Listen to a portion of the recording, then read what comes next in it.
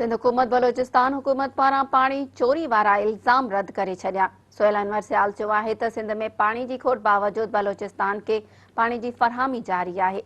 कराची में press conference कंदे सूबाई वज़ीर सोहेल अनवर सियाल चयो त बलूचिस्तान हुकूमत जो तर्जुमान पाणी जे मामले ते ग़लत बयानी करे रहियो आहे। जेकॾहिं सिंध खे पूरो पाणी न मिलंदो त बलूचिस्तान खे कीअं ॾींदासीं। हुन चयो त बलूचिस्तान हुकूमत जो तर्जुमान इरसा जी ॿोली ॻाल्हाए रहियो आहे। लियाकत शाहवाणी जो बयान ग़ैर ज़िम्मेवारानो आहे। सूबाई वज़ीर चयो त हिन वक़्त बि गुड्डू में 40% पाणी जी खोट आहे। सिंध में हज़ारे एकड़ ज़रई ज़मीनूं बंजर बणिजी वयूं आहिनि।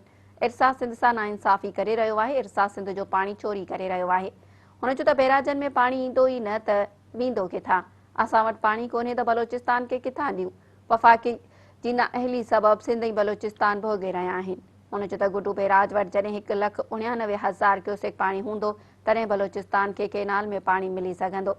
बलूचिस्तान जा इल्ज़ाम ग़लति आहिनि। सिंध कंहिंजो पाणी चोरी न पियो करे पर पाणी खोट खे मुंहुं ॾेई रहियो आहे। सूबाई वज़ीर चयो त चेयरमैन इरसा ग़ैर ज़िम्मेवारानो बयान ॾिनो आहे। डेम न ठहिया त पाणी जी सूरत हाल संगीन थी वेंदी। पहिरियां जेके डेम आहिनि उहे ई नथा भरिजनि। कोटड़ी बैराज खां हेठि बि पाणी नथो पहुचे। नवां डेम छा हवा सां भरिया वेंदा। हुन चयो त ही नाअहली पंजाब न पर इरसा जी आहे।